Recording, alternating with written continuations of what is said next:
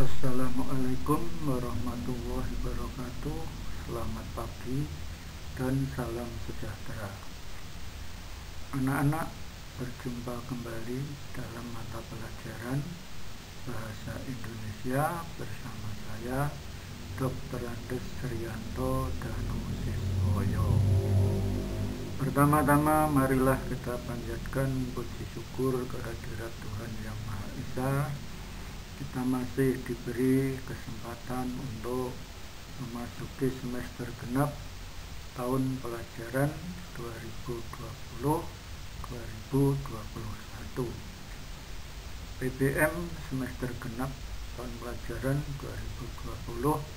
2020-2021 masih berlangsung secara daring karena kasus pandemi COVID-19 belum berakhir. Karena itu, agar Tuhan menambah nikmat kepada kita senantiasa harus mempunyai kesadaran penuh untuk melaksanakan protokol kesehatan, sehingga Tuhan menambah nikmat kesehatan kepada kita semua. Ada beberapa tips pencegahan secara umum yang harus kita lakukan. Yang pertama, memakai masker. Masker masih menjadi salah satu alat pelindung diri yang penting digunakan untuk mencegah penyebaran virus corona COVID-19. Meski sebelumnya hanya disarankan untuk orang yang sakit saja, tapi kini masyarakat juga dihimbau untuk selalu menggunakannya.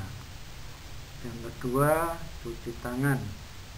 Beberapa kasus penularan diprediksi terjadi ketika tangan yang menyentuh permukaan terkontaminasi oleh virus, lalu tak sengaja memegang wajah. Virus lalu berpindah dari tangan ke hidung atau mulut.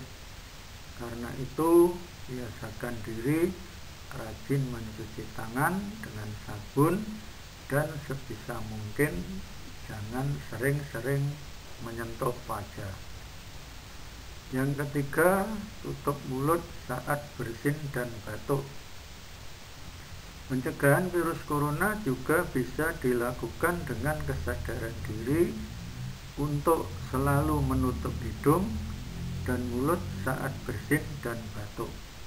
Tujuannya agar kuman penyakit apapun yang mungkin ada tidak mudah tersebar menjangkit orang lain. Yang keempat, social distancing. Social distancing adalah jaga jarak dengan yang lainnya. Social distancing yang disarankan setidaknya 1 meter antara kamu dengan orang lain. Yang kelima, istirahat cukup dan makan bergizi. Tidak semua orang yang terinfeksi virus corona itu meninggal. Ada orang yang berhasil sembuh berkat kondisi imunnya dan layanan kesehatan baik. Untuk menjaga imunitas tubuh tetap dalam kondisi prima, maka jangan sampai kita kurang istirahat dan harus makan makanan bergizi. Yang terakhir, berdoa. Tidak ada kekuatan yang mampu melindungi seseorang kecuali Tuhan Yang Maha Esa. Oleh karena itu, kita hendaknya selalu berdoa, memohon kepada Tuhan Yang Maha Esa agar senantiasa diberi keselamatan dan kesehatan. Anak-anak, setelah kita menjaga kesehatan dengan baik, maka bersiaplah kita untuk menerima ilmu selanjutnya. Tidak semua orang ditakdirkan menjadi baik. Tidak semua orang menerima ilmu dengan baik. Perumpamaannya seperti tanah menerima air hujan. Ada tanah subur, yaitu saat diberi pelajaran, seseorang dapat menerima ilmu dengan mudah, dan saat diasah dengan tugas, dia tumbuh dengan baik, mengerjakan tugas dengan senang hati. Maka pandailah dia. Ada perumpamaan seseorang seperti tanah keras. Tanah ini tidak bisa menumbuhkan tanaman, tetapi bisa menampung air. Saat diberi pelajaran, ia masih menerima dengan baik. Akan tetapi, dia tidak mau memanfaatkan ilmunya dengan mengerjakan tugas. Akibatnya, dia tidak dapat manfaat secara penuh, hanya setengah-setengah. Ada ilmu tetapi tidak bisa mengamalkan. Tahu cara membuat baju tetapi tak bisa membuat baju. Tahu ada tugas tetapi tidak mau mengerjakan. Tetapi ini masih lumayan daripada tanah berikut ini. Yang ketiga adalah tanah tandus. Tanah ini tak mampu menyerap air dan menumbuhkan tanaman. Ibarat orang tidak mau menerima petunjuk, disuruh masuk tidak mau. Kalau masuk disuruh mendengarkan malah tidur, disuruh mengerjakan tugas tidak mau. Orang seperti ini adalah orang yang tidak mendapat hidayah. Sekolah pun tak bermanfaat.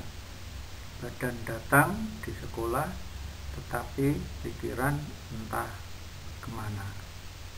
Sungguh rugi kalau kita diibaratkan sebagai tanah tandus.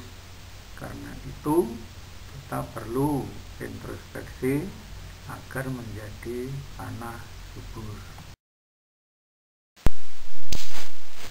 Kita hari ini memasuki tahun baru.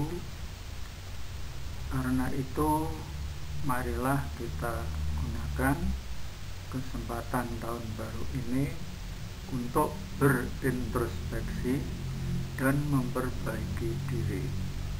Kita harus berprinsip bahwa orang yang hari ini lebih jelek daripada hari kemarin adalah orang yang bangkrut. Yang kedua, siapa yang hari ini sama dengan hari kemarin, maka ia termasuk orang yang rugi. Sedangkan orang yang beruntung adalah orang yang hari ini lebih baik daripada hari kemarin.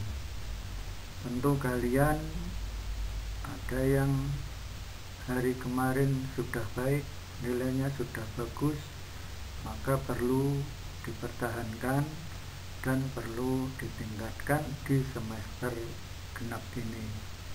Ada yang masih sama, itu perlu ditingkatkan. Ada yang semester kemarin nilainya jelek, ada yang belum mencapai KKM, maka harus introspeksi diri, memperbaiki diri supaya di semester ini nilainya menjadi lebih bagus. Baiklah anak-anak, marilah kita perhatikan materi pelajaran di semester genap. Materi pelajaran di semester genap ini hanya terdiri atas 2 kompetensi dasar, yaitu kompetensi dasar pengetahuan nomor 35 dan kompetensi dasar nomor 45 untuk keterampilan. Berikutnya kompetensi dasar pengetahuan nomor 36 dan kompetensi dasar nomor lapas 6 untuk keterampilan.